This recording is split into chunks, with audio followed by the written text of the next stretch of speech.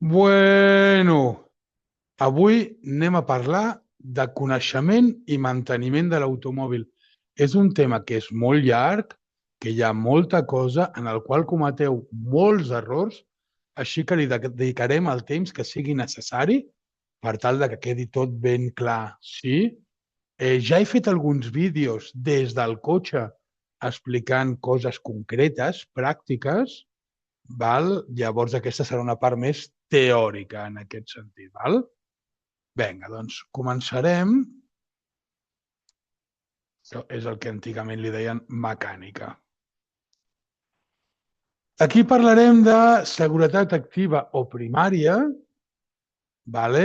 Seguretat activa o primària, el conjunt d'elements que disposa un vehicle amb la finalitat d'evitar accidents. Les llums, que ens ajuden a veure millor, la direcció, que ens permeten girar, el limpiaparabrises, que ens ajuda a mantenir el vidre net per tenir millor visibilitat, els retrovisors, que ens ajuden a controlar distàncies laterals dels vehicles que venen per darrere, el parabrises delanter, que evita que ens impactin coses a la cara, el sistema de frenat, que permet detenir el vehicle si és necessari, la suspensió, que fa que anem més còmodes i evita lesions, o les rodes, que és possiblement l'element de seguretat més important que té el cotxe, que li dedicarem temps a explicar-les correctament.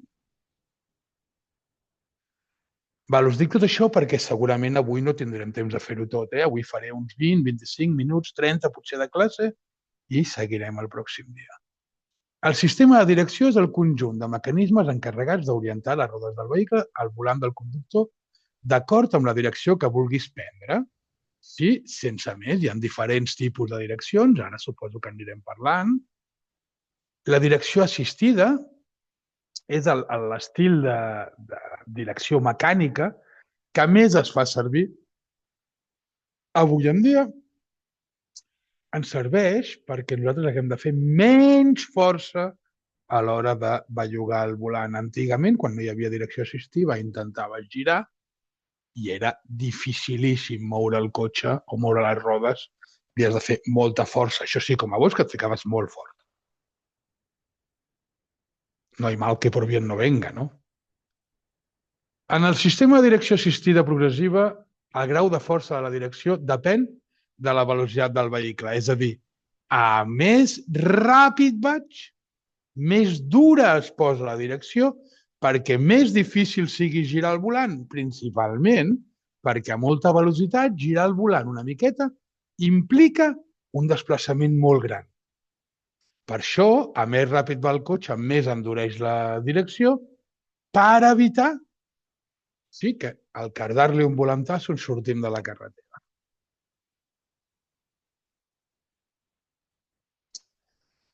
Si el vehicle ha patit un accident o si la direcció ha rebut un cop fort, s'ha de portar el vehicle a un taller especialitzat per evitar que això acabi provocant un desgast irregular en els pneumàtics, vibració al volant a molta velocitat. Això passa, cada cop vas ràpid i el volant et comença a tremolar.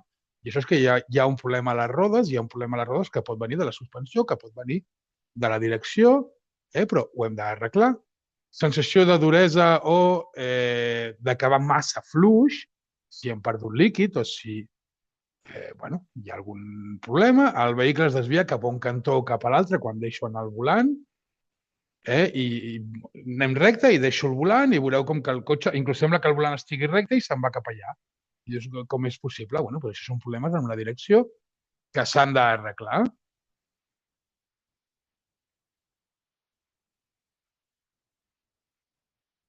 La direcció, sí, el volant gira, el girar belluga, es diu això, és un engranatge que va connectat a un altre engranatge en forma com de planetari satèl·lit, es diu, no? És com que un va connectat a l'altre, i llavors al girar l'un amb l'altre fan que es bellugui la barra de la direcció cap a un cantó o l'altre i fa que girin les rodes cap a un cantó o cap a l'altre. Sí? Això, en teoria, s'hauria de moure i no s'està movent. Vale. Passem de sistema, ens anem a la suspensió. La suspensió és el sistema encarregat d'absorbir les irregularitats del terra. Una suspensió que funcionés perfecta faria que el cotxe es mantingués recte mentre les rodes van cada una independentment absorbint totes les irregularitats del terra. No existeix cap suspensió al món que sigui tan perfecta. Sí, però seria una suspensió perfecta, ideal. Sí, absorbeix la vibració perquè tu no la notis. Això fa que tinguis una conducció més còmoda, que et cansis menys, sí, evita lesions per desgast.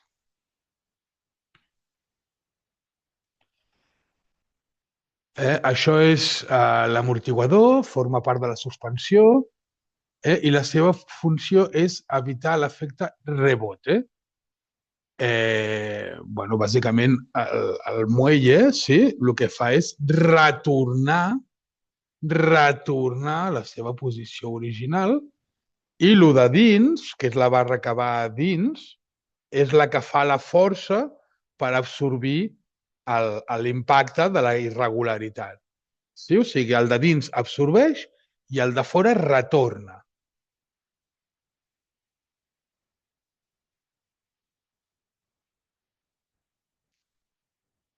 Vale. Si el sistema de suspensió es troba en mal estat, doncs disminució de l'estabilitat del vehicle, disminució del confort, disminució de l'eficàcia de l'ABS, de l'Advanced Blockade System, que és el sistema aquest que serveix per evitar que si tu frenes de cop les rodes es bloquegin, doncs bé, si l'amortiguació o la suspensió no funciona bé, perd eficàcia i és més fàcil tenir un accident perquè els frenos no funcionin de forma correcta. Augment de la distància de frenada, sobretot en superfícies mullades, així com la possibilitat d'aquaplaning, augment de la possibilitat de enlluernar a altres usuaris per les oscil·lacions dels fars i deteriorament d'altres elements del vehicle per culpa del taca-taca-taca-taca-taca-taca-taca-taca.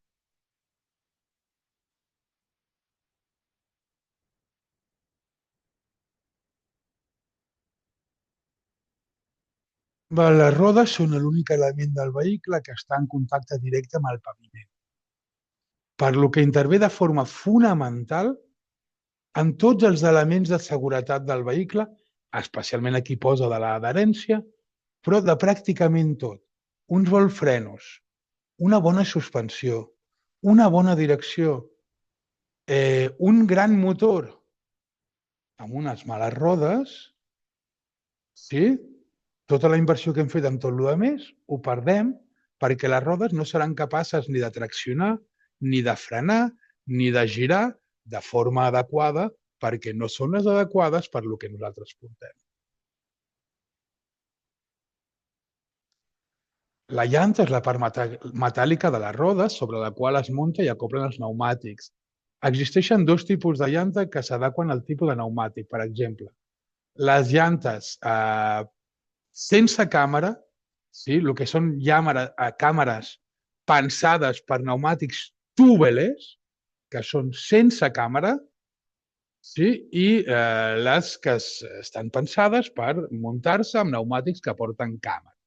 Pneumàtics sense càmera tenen un gran avantatge i és que si es punxa la roda, l'aire no el perden de cop. Són més cars habitualment. Sí? En ningú cas s'ha de muntar un pneumàtic sense càmera en una llanta dissenyada per un pneumàtic amb càmera. Sembla com molt evident quan ho dic i em sembla que no tothom ho té clar. Sí? Una càmera, o sigui, una roda sense càmera en un pneumàtic pensat perquè porti càmera no serà estanca i anirà perdent aire. És una forma específica de la llanta per evitar que això passi.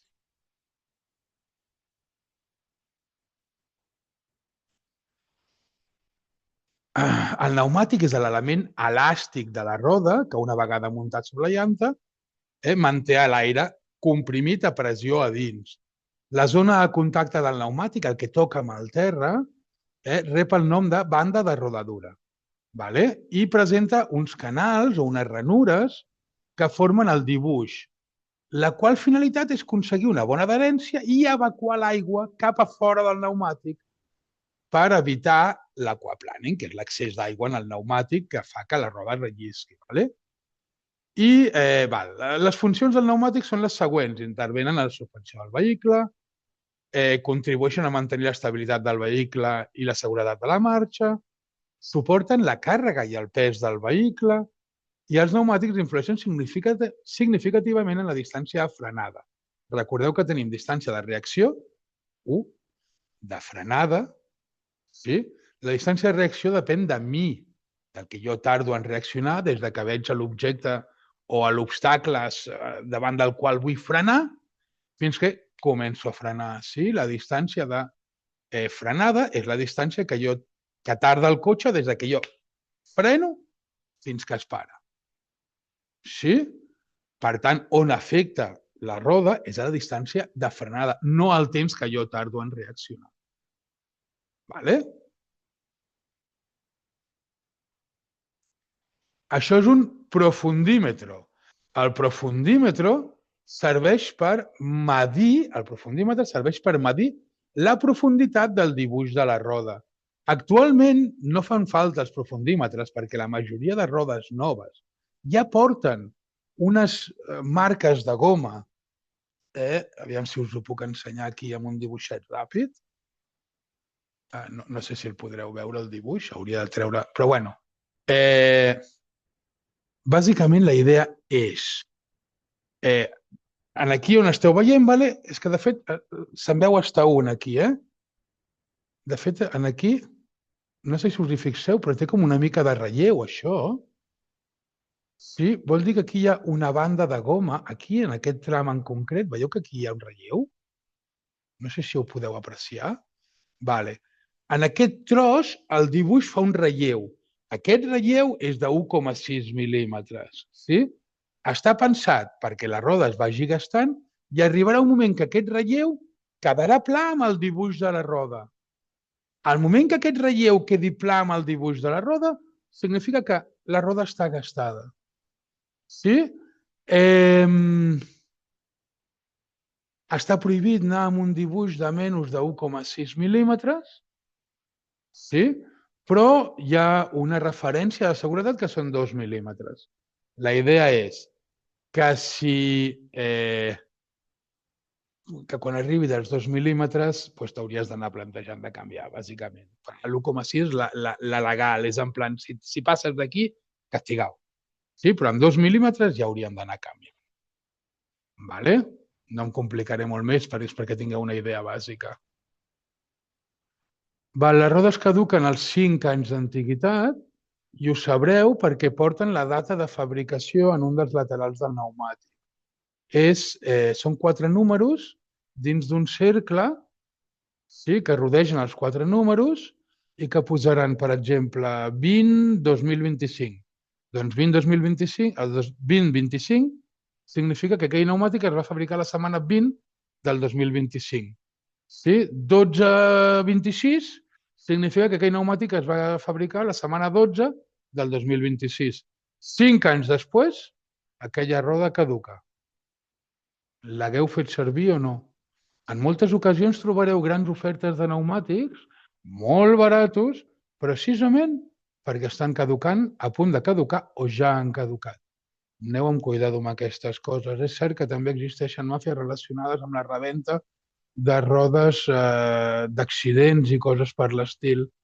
Aneu amb cuidado amb aquestes coses perquè poden ser rodes que estiguin danyades. Jo amb les rodes és amb l'única cosa que sempre dic: ei, gasta't els. Gasta't els perquè la teva seguretat i la de la teva família i de qui vagi dins del cotxe depèn, dels teus amics, depèn de les rodes en gran mesura. Sí? Tot el que més, portar-ho bé és important, però les rodes és fonamental. Repeteixo, és l'únic que toca directament amb el terra. Us heu d'assegurar de portar-les bé, ben inflades, sí, de forma correcta. Mireu que al marc de la porta del conductor o del copilot porteu una etiqueta on us posa quins inflats pot portar la roda depenent del número de gent que portis, de la càrrega que portis, de si portes remolque. Hi ha diferents aspectes i barems que poden anar a l'etiqueta. Doncs agafeu, mireu, porteu la roda inflada correctament en base al que porteu. Jo no ho miro cada dia, intentem mirar una vegada al mes com portem la roda. Sí, però si no ho feu, si no li feu un mínim de manteniment, el que passarà és que s'acabarà gastant més ràpid perquè o es gastarà pels cantons perquè la porto massa desinflada o es gastarà pel centre perquè la porto massa inflada. Sí, i això acabarà provocant que canviaré rodes més sovint i em gastaré més diners o no ho faré i aniré en pitjors condicions de seguretat. Sí, sisplau, serietat amb les rodes sempre. Vale. La pressió d'inflat del pneumàtic ha de ser... Bueno, això ja ho hem dit, sí. Vale. Sí, més o menys és el que acabem d'explicar. Ja ho he explicat de memòria. El que dèiem, quan està poc inflada acostumem a gastar més pels cantons, quan està massa inflada acostumem a gastar més pel centre. Llavors, si jo veig que hi ha una marca pel centre de desgast, és que la porto massa inflada. Si veig que hi ha dos marques dels costats de les rodes, és que la porto massa poc. Així de fàcil, sí? Els pneumàtics s'han de substituir quan el dibuix de la banda presenti menys de 1,6 mil·límetres de profunditat. En qualsevol part de la roda. Si una part de la roda arriba a l'1,6, l'he de canviar tot. Sí? També s'ha de substituir cada 5 anys. Sí que passi, és obligatori avui en dia. Vale? I és importantíssim que les dues rodes del davant i les dues rodes del darrere, entre elles, siguin bessones. Les dues del davant, bessones. Les dues del darrere, bessones. Les de davant amb les de darrere no cal que siguin bessones.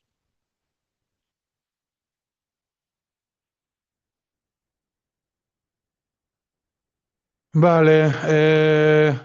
Les rodes motrius són aquelles que reben la potència al motor, originant el desplaçament del vehicle. Si té la tracció davant, el morro, les rodes del davant, sí, és un vehicle de tracció. Si té la tracció darrere, és un cotxe de propulsió. I si té tracció a les quatre rodes, és un vehicle de tracció total. Val? Són els noms que es fan servir. Les rodes directrius, per la seva part, són les que permeten guiar el vehicle i en un 99,9% de les vegades són les rodes del davant. Hi ha alguns vehicles molt grans que tenen rodes directrius davant i també darrere. Però és davant i també darrere. En algun model molt antic de cotxe o ja descatalogats o en desús o en altres tipus de vehicles que ja no són turismes, sinó que són toros o coses semblants, podem trobar que la direcció vagi darrere per altres motius. Sí, però són casos rars i que pel que ens interessa no entra.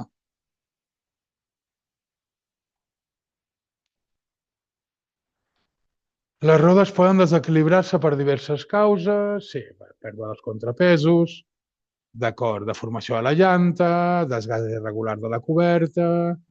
Vale? Si la roda està desequilibrada, notareu vibracions al volant, també ho hem parlat una mica quan parlem de vibracions. Dèiem que podia ser de la suspensió o de la direcció o pot ser de la roda.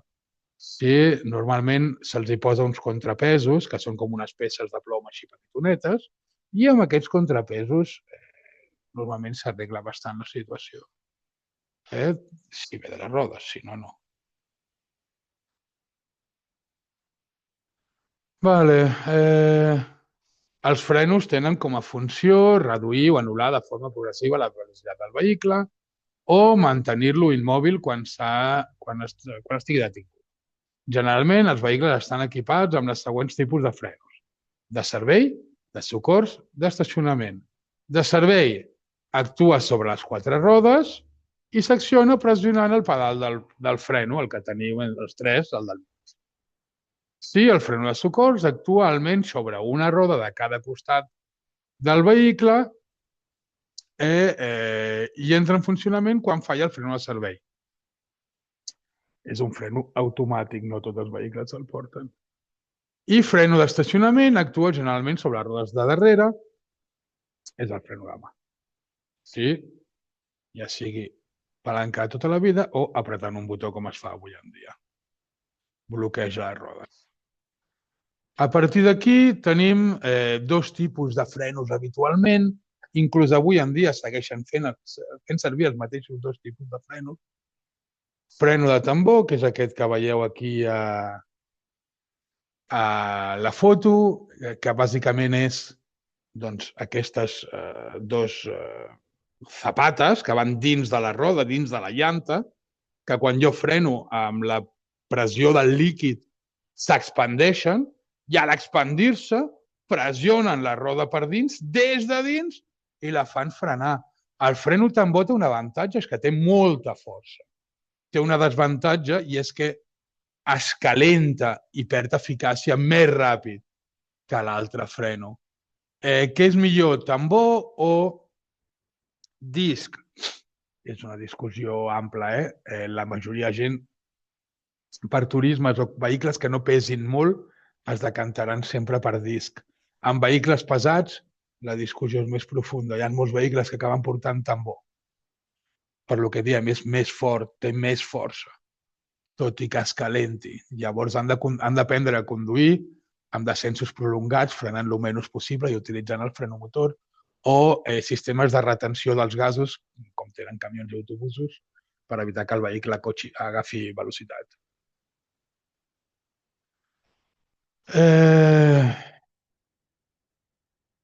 Això és un freno de disc. El freno de disc és una mordaza, ¿sí?, que muerde un disc que hi ha enganxat a la llanta per dins, ¿sí?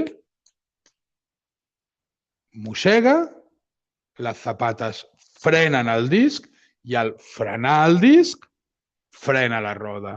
Si us hi fixeu, hi ha molta menys superfície de contacte, com que està fora de la roda, està molt millor airejat, per tant es calenta molt menys, però com que hi ha molta menys superfície de contacte, doncs fa molta menys força i frena molt menys. És cert que avui en dia hi ha discos de materials molt guais i que frenen molt bé, tot i així, per lo general, tenen aquest tema, que frenen alguna menys, però en vehicles que no pesen molt, doncs van molt bé.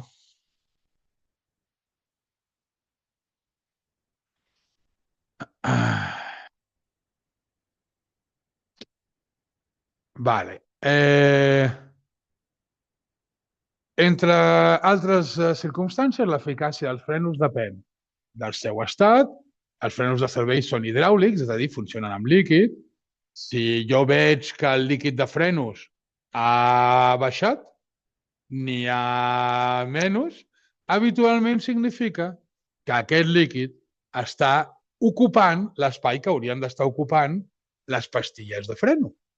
Les pastilles s'han anat gastant, s'han fet més primes i el líquid ha anat ocupant aquest espai. Normalment el líquid de frenos no es gasta ni s'hauria de perdre si no hi ha fuites. Per tant, com a norma, si jo veig que perdo líquid de frenos o que n'hi ha menys, el primer que he de fer és revisar que els frenos estiguin bé i que no s'hagin gastat.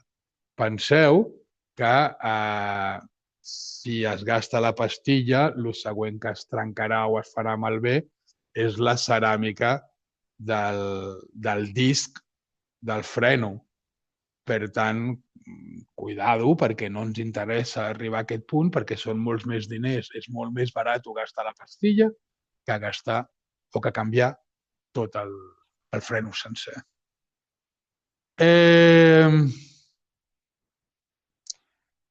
Vale, ja ho posa aquí, màxim i mínim. El líquid de freno sempre ha d'estar entre un màxim i un mínim. Si estem arribant al mínim o per sota del mínim. Sí? Vale, també depèn de l'estat del pneumàtic i de la calçada, de la velocitat, de la massa del vehicle, de la càrrega transportada, de la pressió d'inflat o de l'estat dels amortiguadors i de les condicions meteorològiques adverses. L'eficàcia dels frenos estem parlant, per qui no se'n recordés. Els frenos poden fallar parcial o totalment per les següents causes. Pèrdua de líquid de frenos, és possible, no he dit que sigui impossible, és possible. Entrada d'aire a les canalitzacions, notareu com si hi hagués una esponja al fre. Sí? Vol dir que ha entrat aire.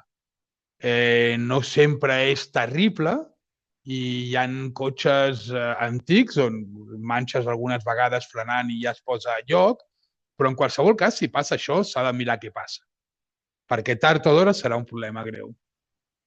Fading o calentament excessiu del sistema de frenat, ja n'hem parlat abans. Excés d'humitat en el sistema de frenat. Quan plou molt, els frenos es mullen, poden perdre eficàcia. En aquest cas, s'ha d'accionar el pedal de freno a poc i de forma repetida per calentar els frenos i evaporar l'aigua i que recuperin la seva eficàcia.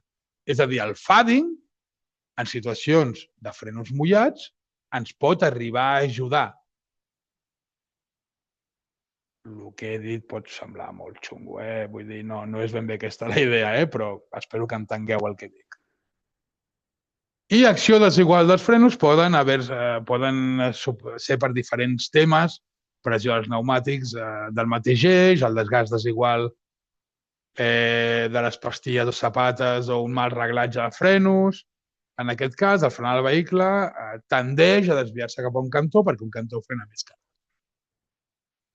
Qualsevol cas és algú a solucionar també perquè en segons quina circumstància pot ser un problema.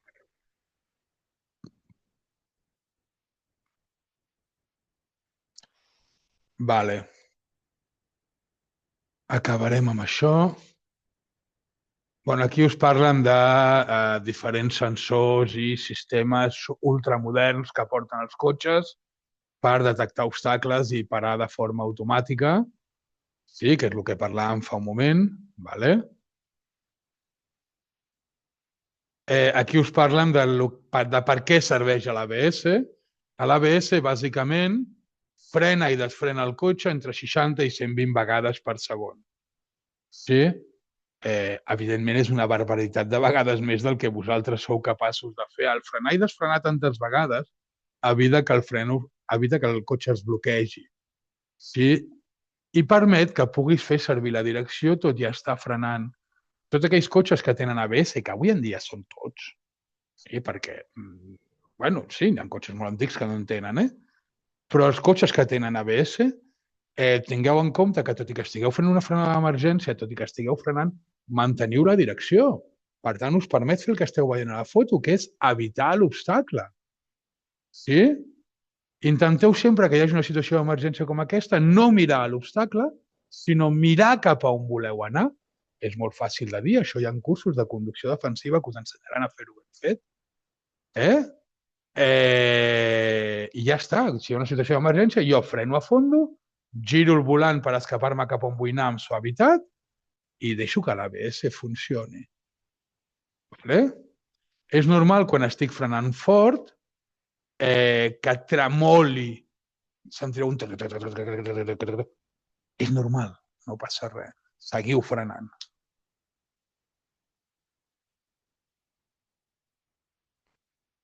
Vale.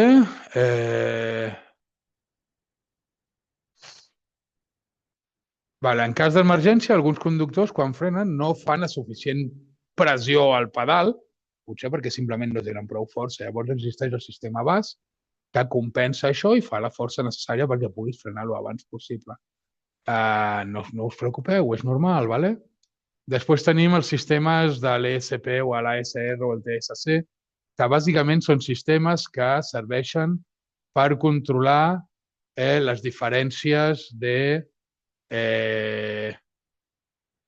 aquí us posa que pugui estar nevat i hi hagi una zona que rellisqui més que una altra, llavors equilibren les diferències de grip de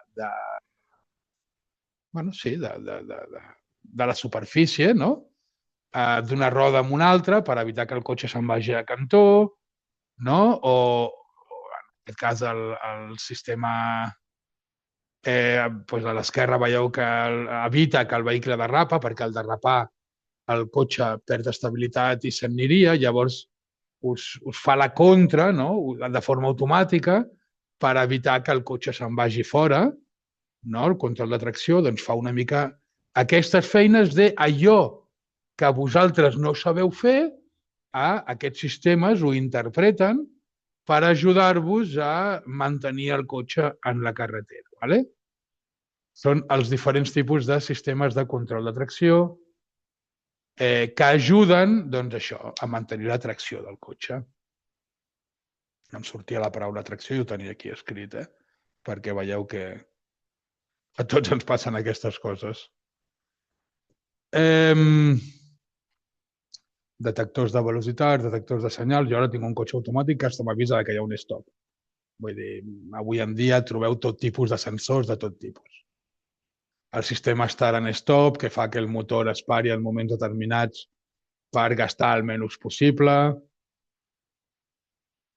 Va molt bé, t'estalvies molta gasolina amb l'Start and Stop. Ja sigui per contaminar menys o per gastar menys, que al final són diners, va de puta mare.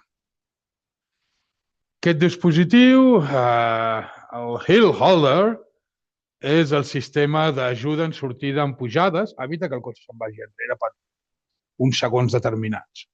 Sí, que és el temps que tu tardes en donar gas i sortir. Va molt bé, també. Vale.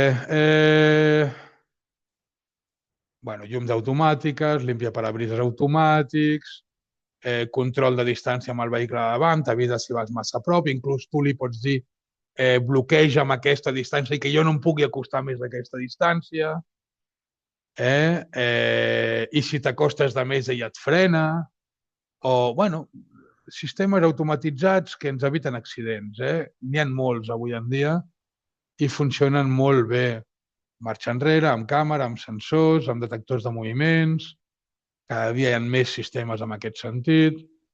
Sí, càmeres de marxa enrere de 360 graus, incloent unes càmeres que et donen com un efecte, com si tu estiguessis a dalt i et deixen veure el que hi ha al voltant del vehicle. És molt bèstia. Retrovisors amb sensors de mobilitat per evitar els angles morts, que s'engega una llumeta si hi ha algú que tu no estàs veient o que podria ser que no estiguessis veient. Tot això en el cotxe nou automàtic, la majoria de sistemes ja els tenim nosaltres. Sistema d'advertència de col·lisió, amb peatons en aquest cas, però pot ser amb cotxes o pot ser amb el que sigui, canvi automàtic de llum curta a llum llarga. Això són sistemes que ens ajuden. Vale, bueno. Estic mirant si hi ha algun sistema que sigui realment important d'explicar. Sí, el sistema de frenada d'emergència, el que estàvem dient.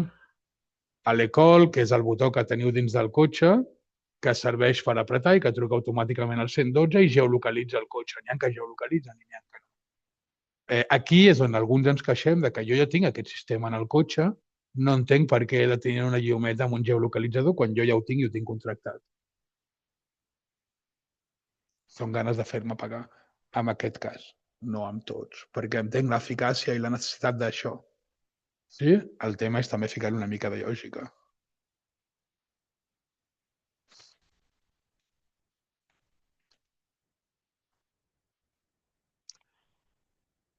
Vale, i després l'enllumenat, que ja n'hem parlat a les llums molt àmpliament quan les hem fet. Vale? Serveixen perquè ens vegin, no perquè nosaltres puguem veure. Més o menys ja vam parlar tot en allà. Sí, bàsicament, llums de descàrrega de gas, de xenó.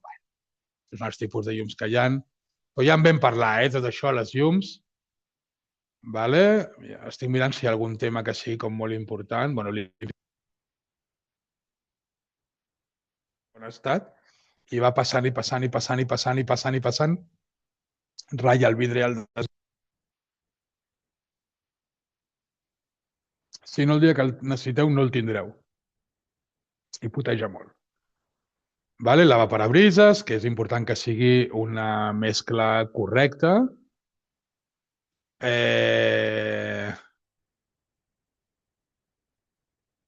Vale? Això també ho teniu en els vídeos que us he passat, que teniu ja al YouTube, que expliquen què és el sistema al darrere per desentelar el vidre amb les lunetes tèrmiques, les línies tèrmiques que descongelen i desentelen el vidre al darrere i la sortida de l'aire calent per dins. La millor opció, si és possible, és tenir una mica de paciència i deixar que es descongeli. Sí, totes aquestes opcions de rascletes, aigua calent i tot això debiliten i poden provocar trencaments als vidres. Aquí diu que s'ha de netejar abans d'iniciar el viatge i s'ha de fer, jo us dic, el millor és tenir una miqueta de paciència i deixar que el cotxe sol es vagi descongelant. Si no teniu aquest temps, doncs una rascleta per fer-vos un espai que veieu bé, perquè el tema és aquest, que heu de veure bé. No serveix un espai petit.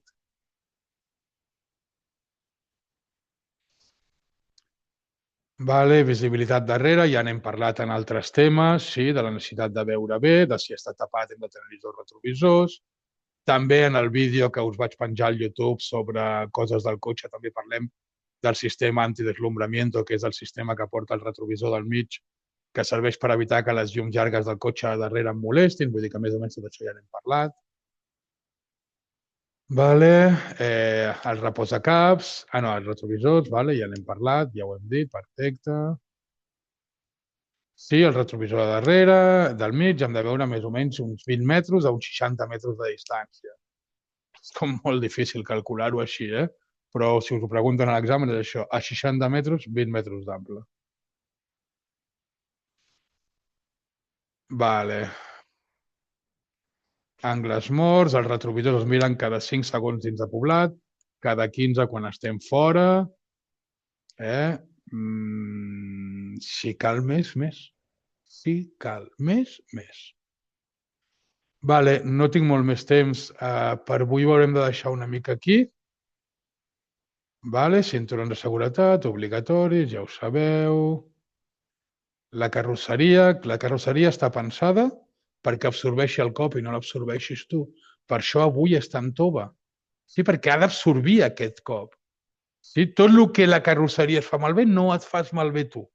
Els cotxes d'abans no es trencaven, és cert. No es trencaven, però quan tenies l'accident, 3 morts a dins. El cotxe perfecte, però 3 morts a dins. Hòstia, clar, és una merda perquè val molts diners després reparar aquests cotxes, però et salven la vida, que és per lo que està pensat. Si anaves de 300, dona igual el cotxe que portis, et mataràs igual, tu tranquil.